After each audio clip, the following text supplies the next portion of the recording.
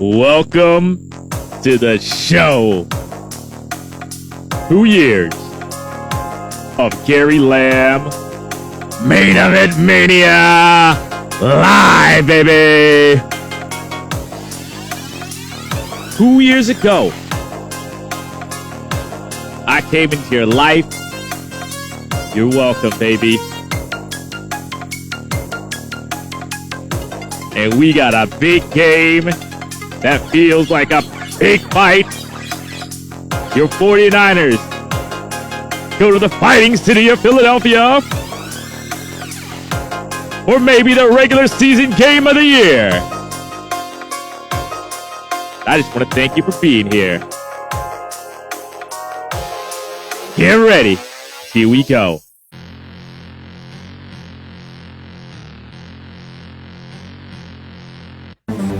Ladies and gentlemen, damas y caballeros, wrestling fans, 49er faithful, and Warrior fans throughout the multiverse. Welcome to Gary Lamm, Main Event Mania! Woo! Going all crazy, baby. Woo! We got technical difficulties just like day one. Very first show. Gary Lamm Main Event Mania. We were going to go on YouTube Live. But guess what? You need 1,000 followers. And I'm just starting from zero. You know, I'm working my way from the ground up, brother. Just like Bret Hart, brother. I work my way up. From the tag teams to the Intercontinental.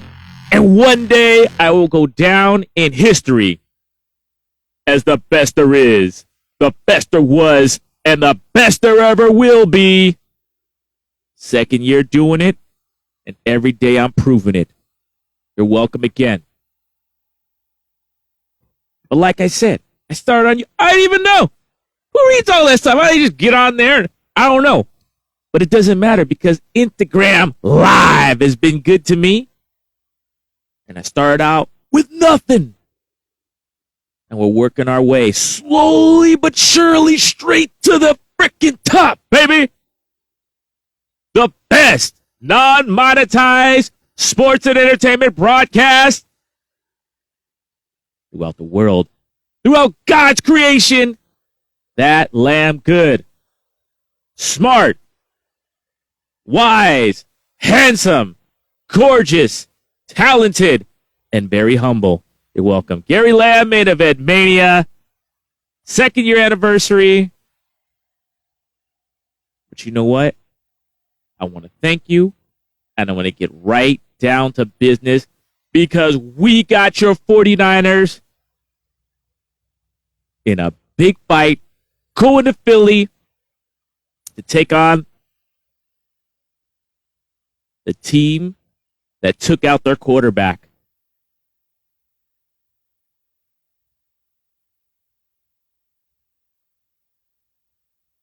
And I did a couple surveys this week. I asked the 49er faithful, would the 49ers have won if Brock didn't get his elbow exploded?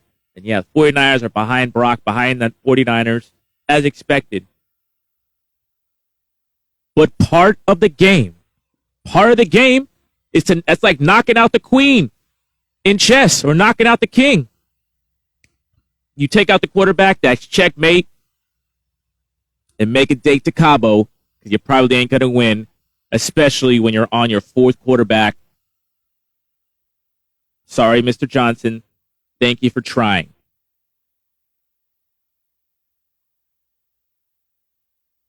Took another survey. There's been a lot of trash talk. Debo saying the same thing. Hey, if we had Brock, we would have won. Well, guess what? Action talks and baloney runs a marathon. It's time to prove it Sunday.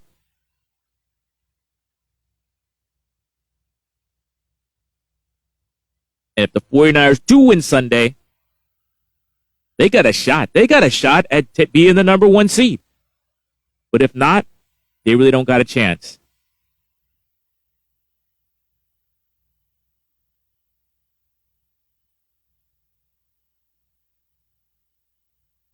So the time is coming, and I can't wait. You know, I like sportsmanship. I like decorum, but there's nothing like a big game with some big hype on it. So yeah, it's going to be fun to watch. And this game can go any way. But I would not be at all surprised if the 49ers lay the smack down on this team. I wouldn't be shocked at all. But if there was a team that was built to beat the 49ers, it's the Philadelphia Eagles. I made a video about that. But you know what? I like to think negative. I like to look at the weaknesses to make your weaknesses your strengths.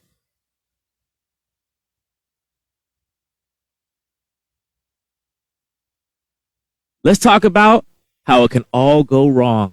Let's go. I love being negative, man. Not being negative. But you don't want if you don't want the Titanic to sink, you watch out for icebergs. All right? Let's go. Straight up.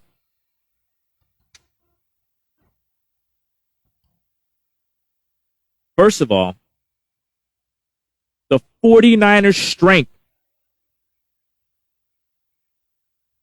since the John Lynch era, defensive line. And man, is it a strength right now. We got Chase Young. Eric Armstead, he's got some kind of injury, but he's looking good. Hargrave, ex-Eagle. Nick Bosa, great. Kinlaw is playing better. Gibbons is playing better. A defensive tackle. We got Gregory. They're looking good. They are ready for this game. But you know what the strength of the Eagle is? Offensive line. That matchup is going to change the game. Who's going to kick butt? What's going to go on? Is it going to are the Niners going to 5 down linemen at Kinlaw or someone else in there? Go 5-on-5? Who's going to win that battle? Who's going to win that battle? It's going to be a war in the trenches.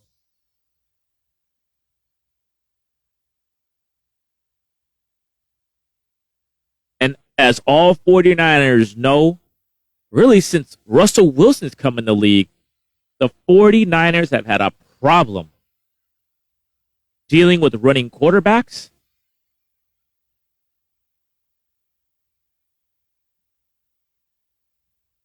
And Jalen Hurts is a pain.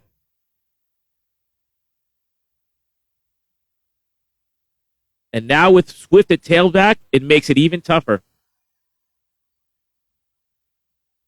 But I'm going to tell you what the 49ers have. They've been better at stopping running quarterbacks. That's a fact. They've been better. And I've put it on record. What should the 49ers do?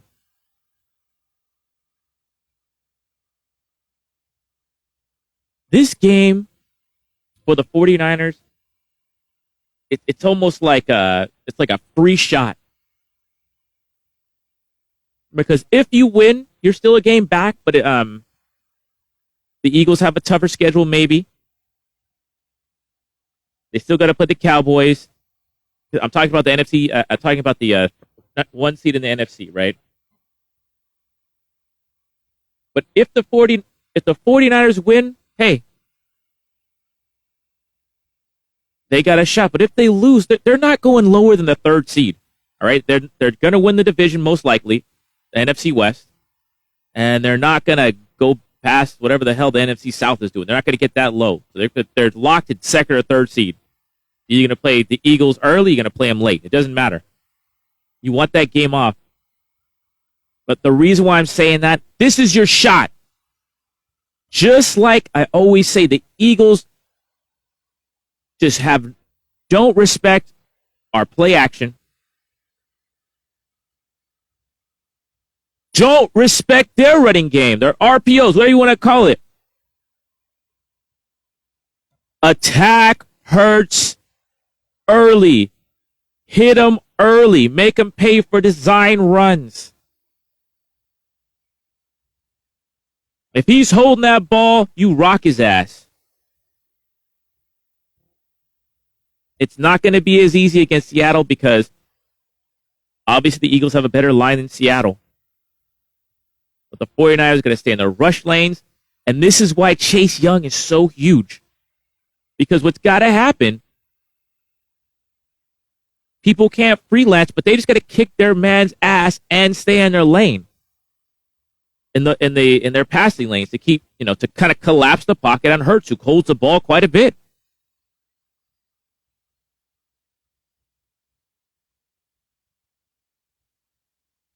49ers got to win matchups.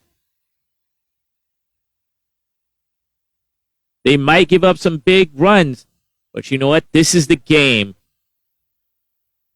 for Fred Warner and Dre Greenlaw to be all over the place. This is the game for Jair Brown to make his name. This is the game for Demo Lenore. Everyone who is associated with the middle, that the second level and third level. Your nickelback, Jair Brown, Warner, and Greenlaw. This is the game to put a hurtin' on Jalen Hurts.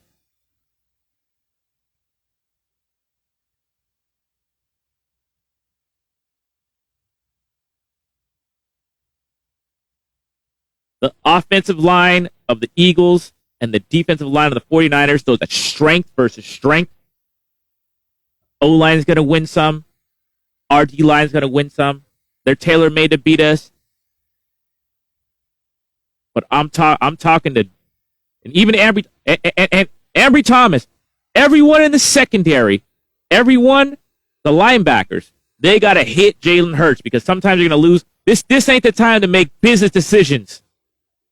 This is the time to make someone hurting for certain. This is that time. This is that game.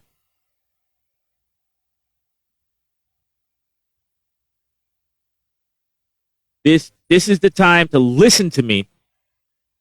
And what's Steve Wilkes going to do? I think he's been preparing the 49ers for a long time.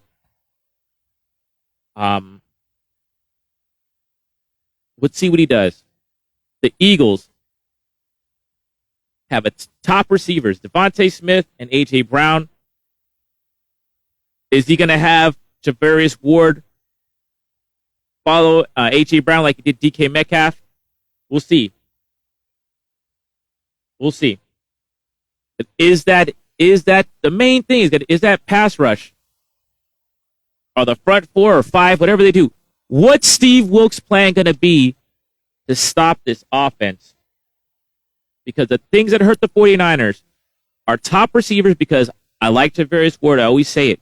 But is he a number one? Can the 49ers stop a legit number one receiver? Can they do it?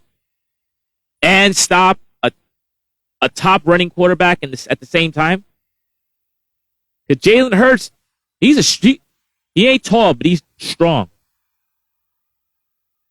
I'm saying putting a hurting on Hurts, but that, he's going to take a licking and keep on ticking.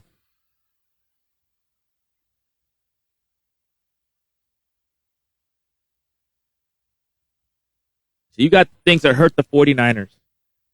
And you got a pass rush. Let's go flip sides of the ball. Eagles have a tremendous pass rush. The 49ers have a weak offensive line. And here's a question. Spencer Burford, he may come back from his knee injury. Are the 49ers better off leaving John Feliciano in the starting lineup? I'm not sure they're not. I think Spencer Burford, he's a good player, but he doesn't have experience. He's not as strong. John Feliciano is definitely not the future. Burford is. Burford is at right guard. But Sunday at Philly, I don't know. That's a big decision. That's a big decision for the 49ers to make. You stick with Feliciano, who's looked okay. No one looks great. But what do you do? All right. That pass rush is going to be rough. How are the 49ers going to handle it? The one way The one thing that could spoil the... I'm thinking the 49ers could blow this damn team out. But if they get Brock again, I do not want to see Sam Darnold against that Philly pass rush not know what the hell he's doing.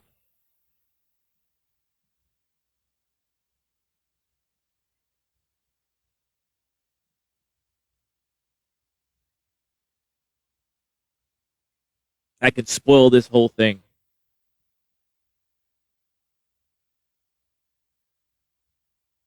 How are we going to stop the tush push? It's unstoppable. That's just, the 49ers can solve that. I don't know, but you gotta, Steve Wilkes has to find a way to stop Jalen Hurts. The 49ers have to protect Brock Purdy against that bonded pass rush. 3 things scare me about the Eagles. Maybe 4.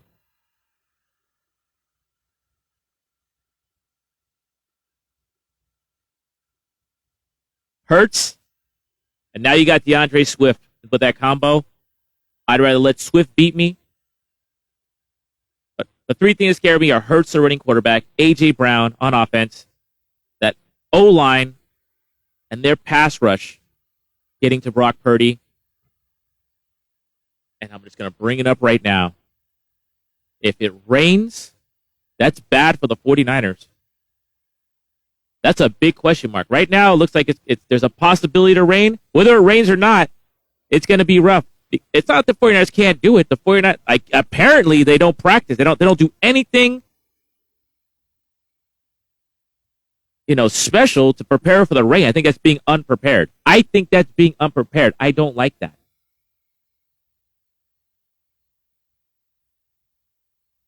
But you can't blame it on the rain, because both teams are playing on the same field in the same game. And making excuses is totally lame.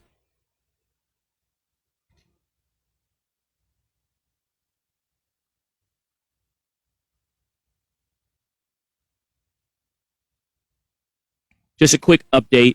49. I've been talking about Robert Beal Jr. forever, since they drafted him. Defensive end Robert Beal Jr. He's finally... I won't believe it until I see it. Defensive end out of Georgia. Quick 40 time, quick get off. He was the defensive end. I thought, give me a pass rushing defensive end in the draft. Because I thought that was the best value we can get with a 3rd round pick. I like Jair Brown, but they end up getting that player in Robert Beal Jr. I don't know if he's going to be strong enough. Who knows? He's a hell of an athlete. I want to see if I like the raw materials of Robert Beal Jr. They're bringing him in for this game. Let's see if he makes Jalen Hurts uncomfortable. I'd like to see that. Another rotation guy on the defensive line. Let's see if it works. But I'm going to ask you. Are you a little bit nervous about the rain? I am. I'm admitting this. I'm worried about Brock's health, and I'm worried about Brock in the rain. Let's compare Brock Purdy and Jalen Hurts. And I'm going to tell overall, I like Brock a lot better. Except for maybe 2 or 3 games. 2 games. Except for about 2 games. Where you got to, you do quite a few picks with 5 picks in 3 games, right? Brock is taking care of the ball for the most part. He gets the ball out quick. He can move around in the pocket. He can scramble well enough. The team follows him. I like Brock. I like Brock a lot better. But you know what? Game recognized game.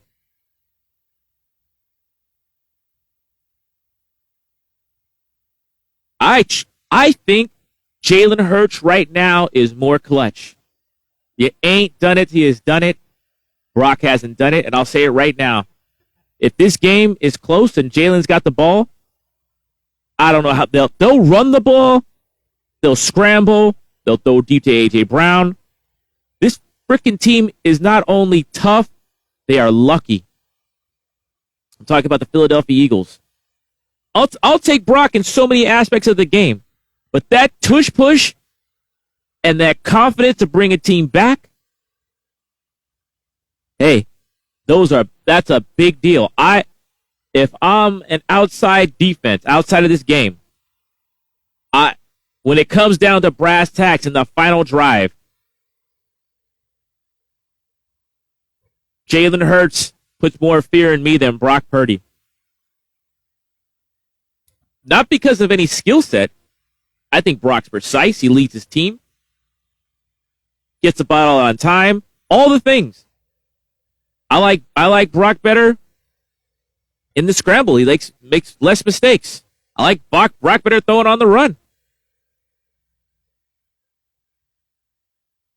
But somehow, no matter how farther down, Jalen Hurts gets it done in the clutch, and that's something Brock Purdy and the 49ers and Kyle Shanahan still have to prove. And that's the bottom line.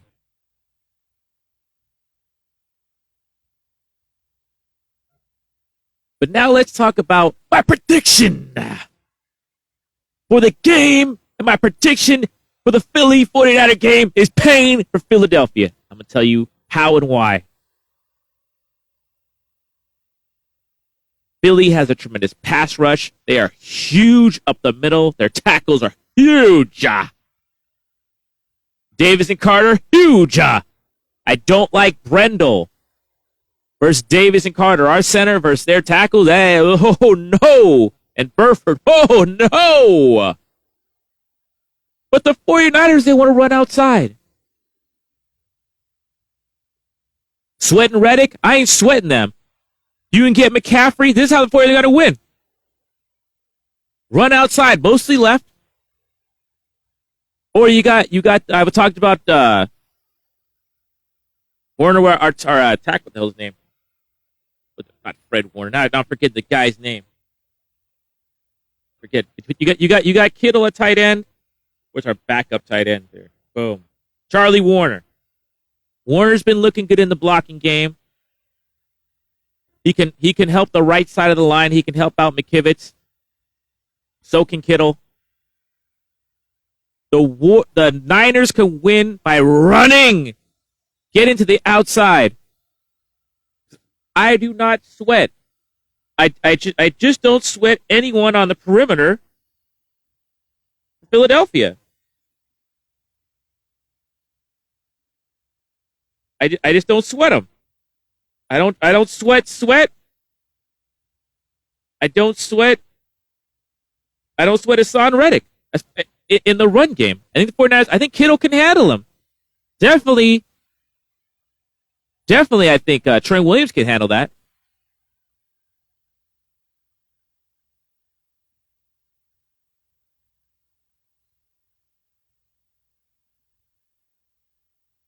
In the rush game, hell yeah.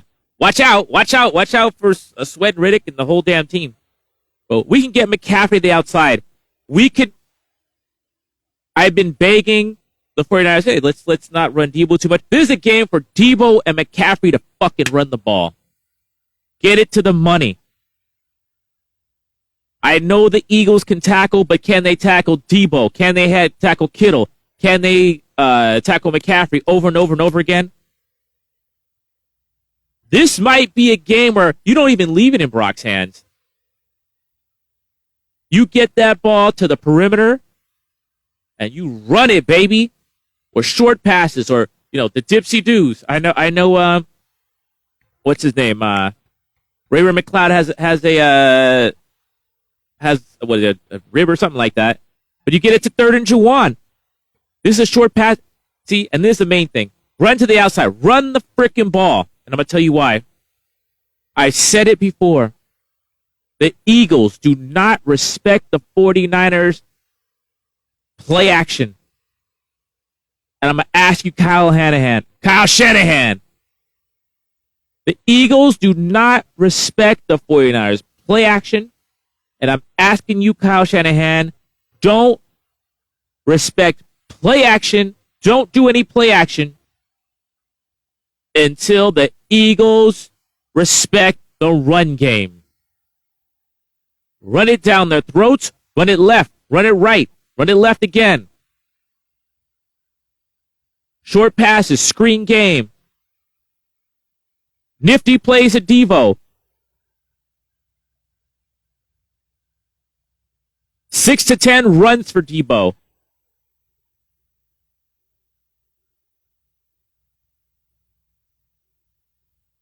Don't run play action until they respect it. Get Brock out of the shotgun.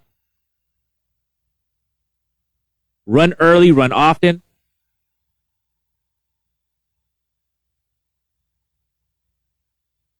Because I think you could run on this team.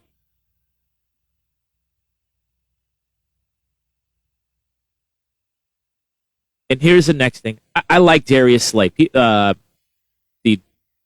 ex-Detroit Lion, the DB for Philadelphia. I don't really like anybody else. Whoever Slay is not guarding. If Slay's guarding Ayuk, throw it to Debo. If Slay's guarding Debo, throw it to Ayuk. Attack who is not on Slay. Attack him quick. Attack him deep. If Slay's not guarding Ayuk, get the ball to Ayuk. Get it to him quick. No bullshitting. And if you get that matchup, if you get Bradbury on Ayuk, give me if you fucking must.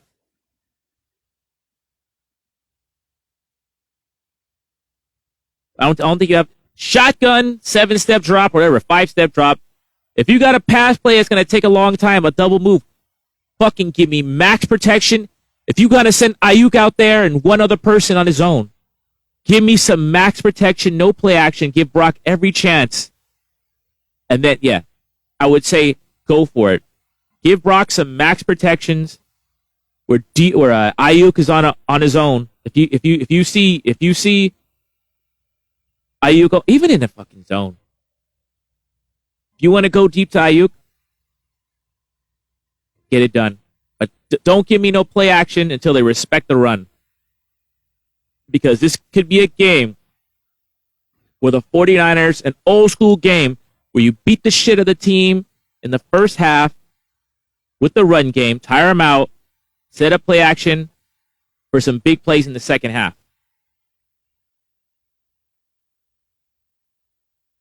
And this could be a beatdown because the Eagles are tired. They've ran 90 and 70 plays on defense, respectively. They've had to come back.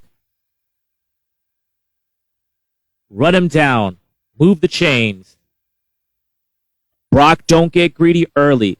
Kyle, if there's a time to break out the passing game, the drop back passing game that doesn't rely on play action, I'm not saying don't do the razzles and the dazzles, baby. You go this way, that way. Don't fucking run Brock.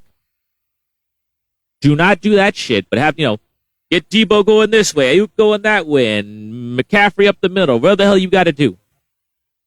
This is the game to empty the clip on McCaffrey. Empty the clip on Debo. Get Kittle the fucking ball to make the Eagles second and third levels feel you. Give me some of that. Make them feel you. Find ways to get it to McCaffrey. Charlie Warner in the blocking game. Kyle Juszczyk, where the fuck are you?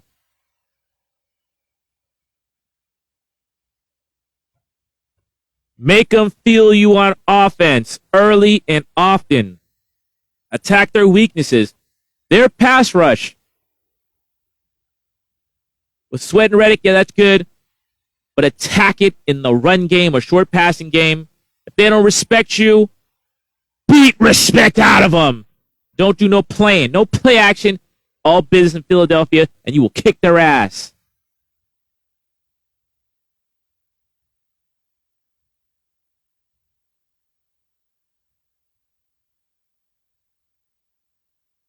And I've already said it. On the defensive side, it's time to not mess around with Hurts. Put some Hurts on Hurts. I've complained that Fred Warner and Dre Greenlaw had to do a lot of work. Well, this is the time to do a lot of work. This is the time to empty the clip. Empty it. No business decisions. Handle business secondary. Jair Brown, you're out there for a reason. Demo Lenore, you get out there and make some plays. I want to see it. This is the game. We might have to give up something to Swift, which I don't like. But make them think about running their damn quarterback. You should not be running your quarterback as much as he runs. You shouldn't be able to hold the ball as long as he holds it.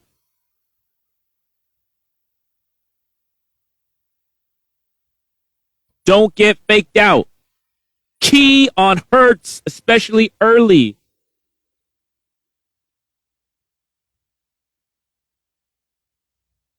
Make him think twice.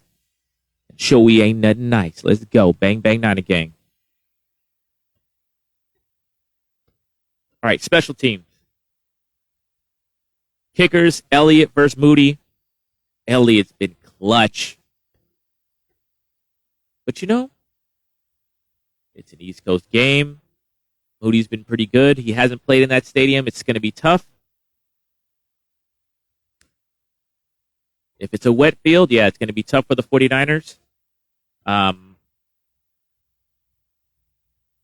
Elliott has the advantage there. That's just it. Special teams. Punting. Wisnowski's may have been the best Niner. If it's wet, man, throw that helicopter ball or kick that helicopter ball to make it hard to catch. But it might be rough. It might be rough on Wisnowski because if it rains. If it rains, it'll be tough on Wisnowski. We'll find out. We'll see what he's all about. But the main thing is, this is going to be a hell of a game. And I'm glad to talk about it on the second anniversary of Gary Lamm. Main Event Mania Live. All right.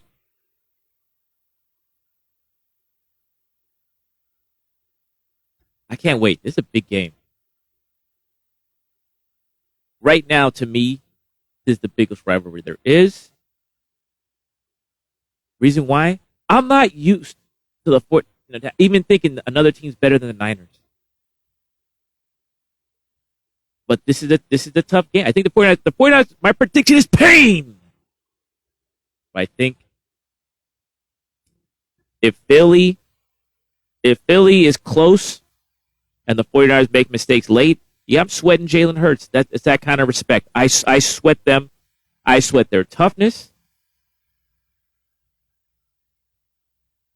But I think the 49ers should whoop their ass. Right? But that ball is wobbly. Things can happen. Life doesn't always go your way. So I hope the 49ers are ready to play. They will be. And may the 49ers win! Plus the damn Eagles are lucky, too. That goes a long way.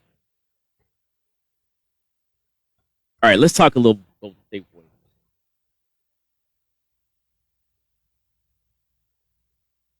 What the hell was that last night?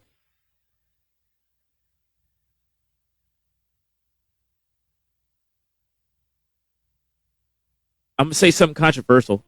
I don't know how this tournament works, but there is hype on the games. I like that there was talk about, hey, let's beat them by 12. Yeah, that's cool. I like that. It made me watch the Kings and the Warriors all rivalry. Easy for me to say. Come on, Panda. Come on. Come say hello. Come on, buddy. Oh, you want the treats? Hey, Panda, want some treats? Panda's camera shy. All right, buddy. You don't want treats, that means he doesn't want to be on TV. He's just checking on his papa. Hello from Panda. Hey, Panda, it's the second year anniversary show. Don't you want to be on? Don't you want to see the Gary Lamm Main Event Mania Mafia? Talk to your fans? Yeah, Penn is getting old, man.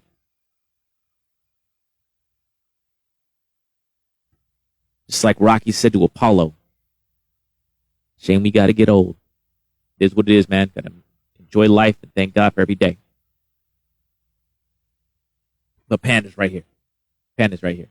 He's doing his thing. As long as he's healthy, as long as you're healthy, as long as God is with us, I'm cool. But back to the Warriors, they have not been cool. And it's the problem they've had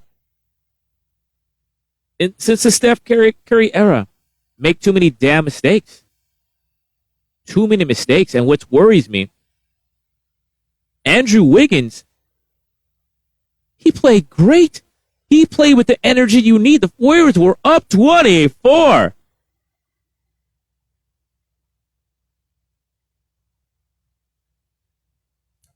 If they play clean basketball that game, they win. Moses Moody, he's playing good. He plays like Moses Moody played more like a veteran than Draymond Green and Steph Curry. The guys who you depend on. My story was going to be how much the Warriors need Draymond Green, not just defensively, but on offense.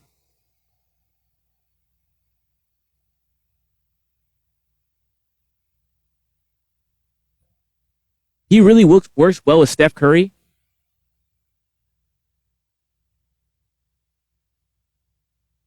But damn, they really blew it. They really blew it. And where's the help going to come from? Just taking bad shot after bad shot, Steph Curry. Draymond Green throws the ball out of bounds. And the problem, they're who gives a damn about the Warriors if it's without for Draymond Green and Steph Curry? They're nobody. Let me check Chris Paul's injury right now. I want to talk about him too.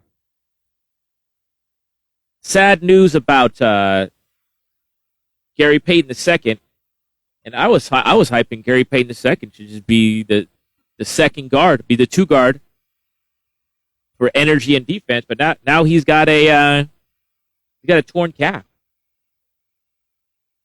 What's Chris Paul's injury?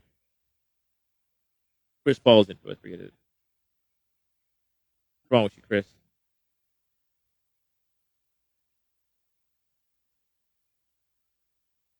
What's his injury? Come on, man. Chris Paul injury. I know it was an injured leg, but I don't know when he's going to be back. What's his update? Ruled out.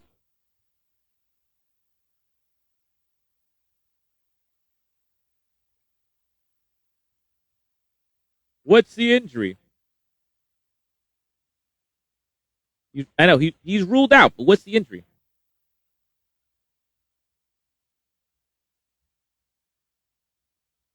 It's leg soreness. Great. That gives me nothing. That gives me nothing. It gives you nothing. But Gary Payton is an energy guy. Last night, the energy guys did their thing. The Warriors got up by 24. And the big guys blew it. They're getting a lot of criticism. They deserve it.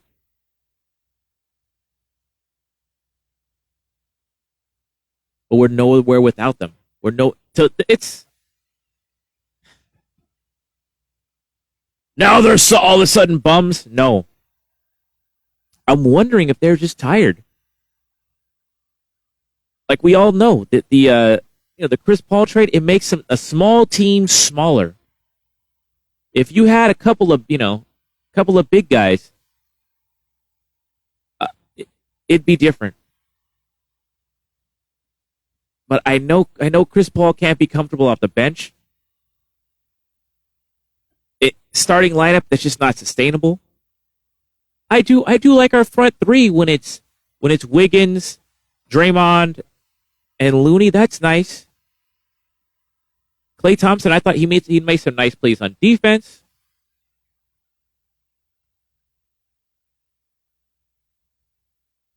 I'm just wondering about this team because sometimes I think they have it, but I'm wondering if these bonehead plays. Curry's always kind of done stuff like that every so often, right? That they'll a turnover, a cross court pass to somebody, just sloppy ass play. But they look so good early.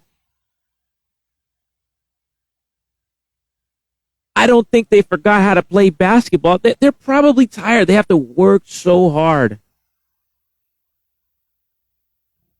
And Curry has to work so hard. And I got to bring up Jordan Poole. Jordan Poole, you see how he's doing. But the Golden State Warriors did not come up with more scoring. Chris Paul's not a scorer. He's a playmaker. Draymond Green's our primary playmaker. Chris Paul, what's he really giving us? He's giving us a veteran, but is it working? I think all these Giants need scoring too. They're trying to get a Tane. We'll see if that happens. I'll see. The Giants are hot on the trail of every top former Japanese ball player. I'll believe it when I see it. Bellinger, yeah, I'll believe that when I see it. We made the third best offer. What always happens. But the Warriors, they're missing that scoring. Last time the Warriors won a championship, Jordan Poole was phenomenal early. And Steph Curry cooked late. I think Steph might be tired. He's not getting any younger.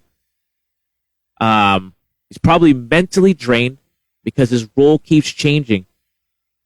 The lineup keeps changing. In the playoffs, you can handle that.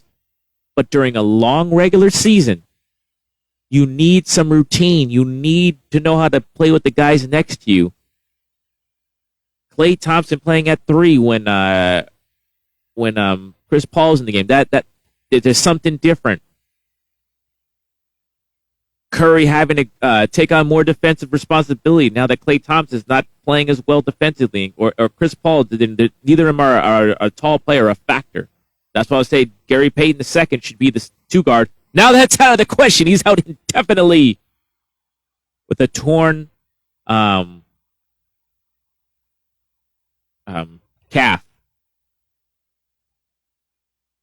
Should Moses Moody be the 2 guard, right? But where are the points coming from? Wiggins, he's not going to change. When he has energy, the Warriors look good. When he doesn't, Warriors are kind of... And that's the thing. There's a correlation between Looney playing well and Draymond coming back. It's a lot of work for, Wiggins under there. He's undersized. You get your other big boy back, it's less load, more energy. You can't expect Draymond to keep on bringing the energy because most of the time he's beat up. He's undersized himself. So what are we going to do here? Jonathan Kuminga, I was hoping he'd be the guy coming up with consistent points now that Poole's gone. But he hasn't really stepped up. It's time for Poole off the bench to be a crazy Jonathan Kuminga. It's time for him to take the fucking ball to the basket. Take it to the rack. Don't be a moron. You can jump almost anybody in the damn NBA. You're quick to the hoop. You got some moves. Take it to the rack, Jack. That second unit needs to be yours. You're used to coming off the bench. The brass ring is there, pal. Go up there and grab it.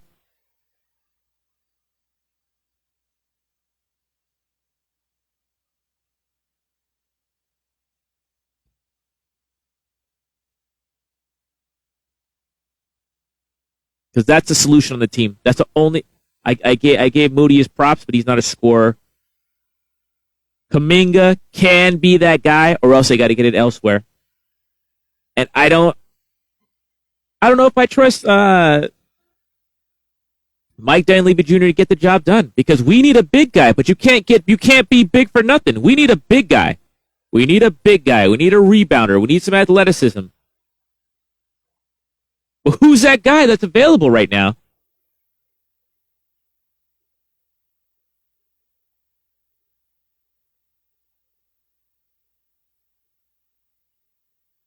Who is that guy?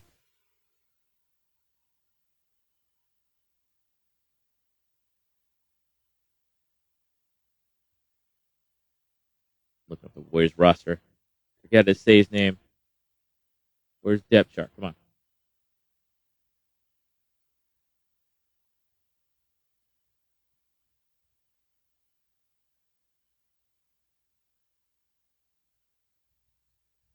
Trace Jackson Davis has been good. Who's the guy I'm looking for?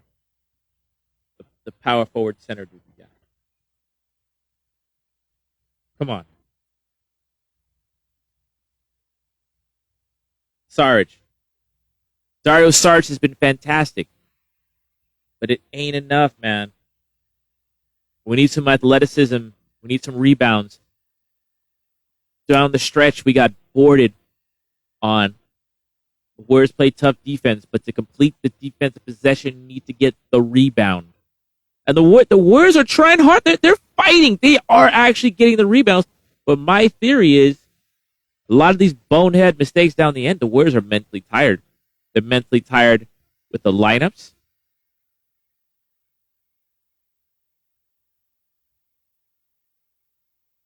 And not knowing what to do. Not having, things are just changing all around them. I think Steve Kerr has to make some tough decisions. Jonathan Kuminga needs to step the hell up. It's your time. And Dunleavy needs to make a deal. This Chris Paul thing, it ain't doing nothing. It ain't doing nothing. It ain't doing nothing for the Warriors. They need to turn him in to another viable player. What the Warriors don't have is a scorer. I want Kuminga to step up. Can you believe in that? Because this team still has. I like the fight they have. I like Trace Jackson Davis. I like Pajemski when he plays. I love Kevon Looney. Corey Joseph is a nice backup point guard. Why would they get Corey Joseph?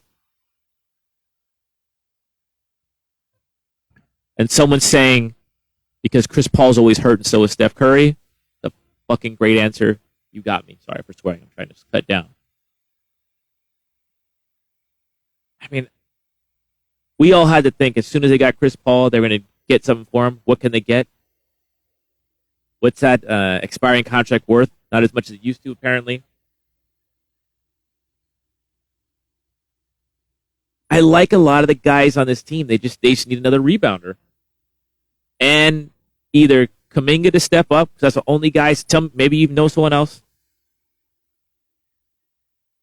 But we need to make a damn move.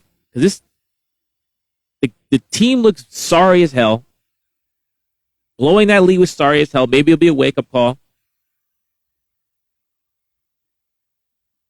But they need either a legitimate, athletic big man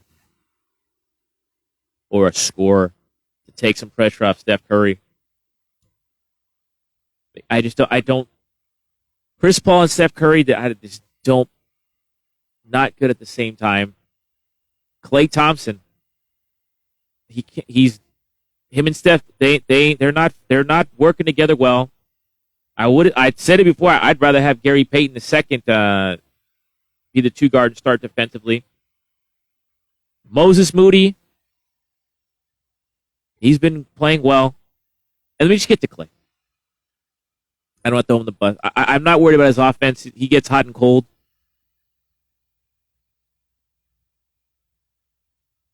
The Warriors are Steph Curry's team. They're supposed to be built around Steph Curry. Klay Thompson's number one asset was he can guard. He can guard the best guard.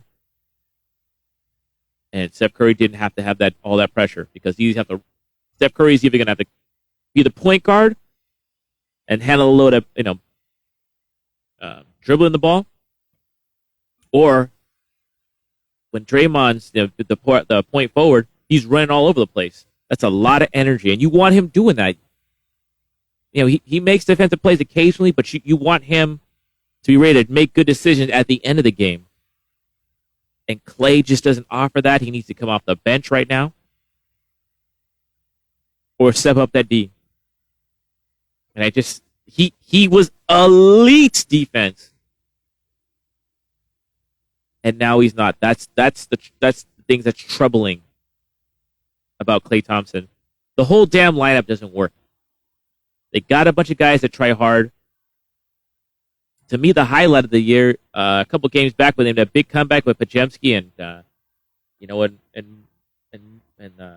Moses Moody, Saric, when the Scrubbinos came and tried to make a comeback and lost. That was a highlight of the year.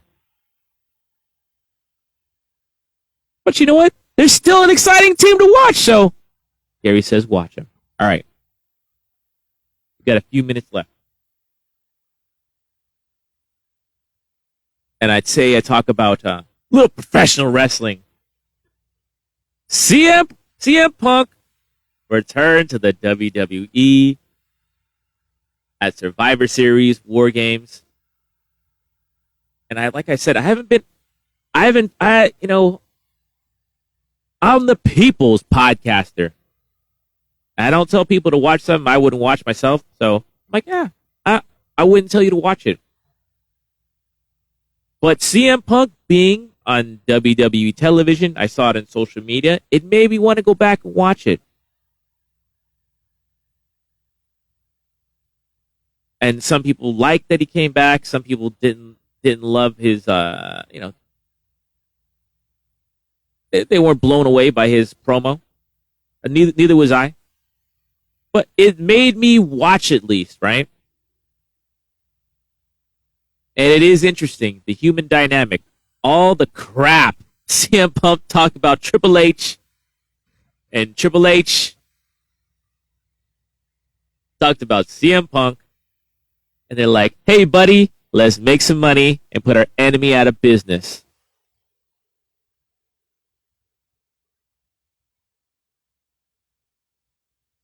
And that's the human condition.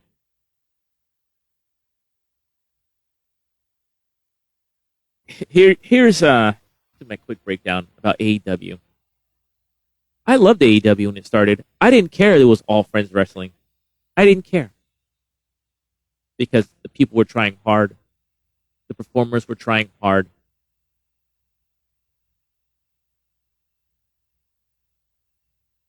And I didn't care that some of them couldn't cut promos. Because they were original characters. And it was intriguing.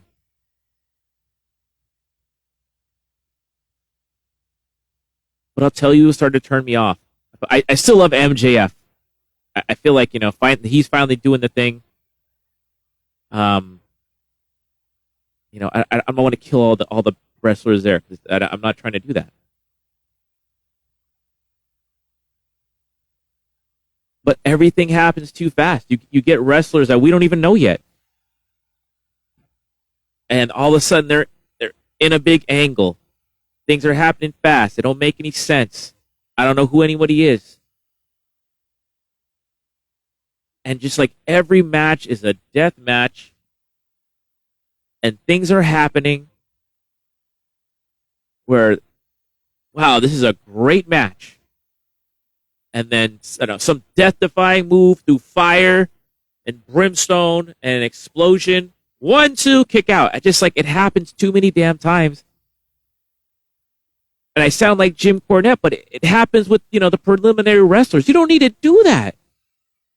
Some of these characters were just doing just fine for me. And it got to be too much. And, just like, man,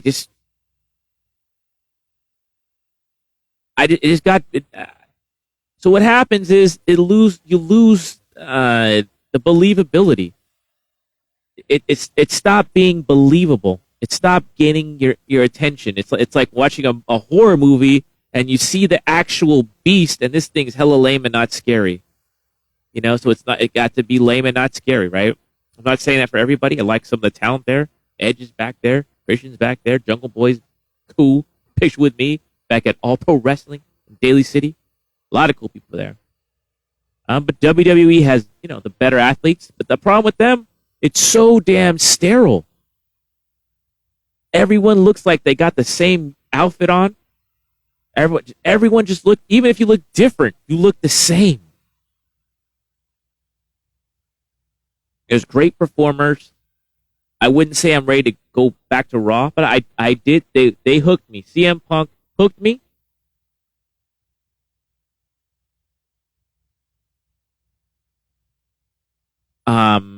Pay-per-views are always pretty good, but I'm not sure. I wasn't until CM Punk, made his entrance. I'm still not going to say it's time to go back to Raw. That's just my take.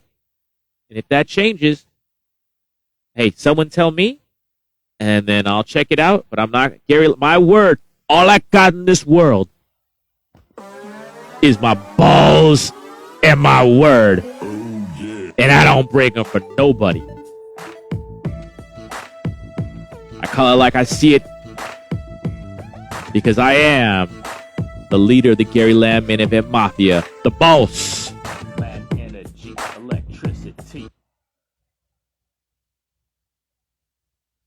So until then, till next time, 2 years of Gary Lamm Main Event Mania. God bless you. Keep it real. Keep it clean. See you next time. My name is Gary Lamm. I'm a macho man. Break you off with game and make you say, ooh, yeah, baby.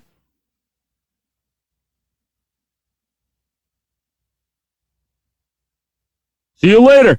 Hey, I can't get off the air. So long, friends. Say hello to my little friend.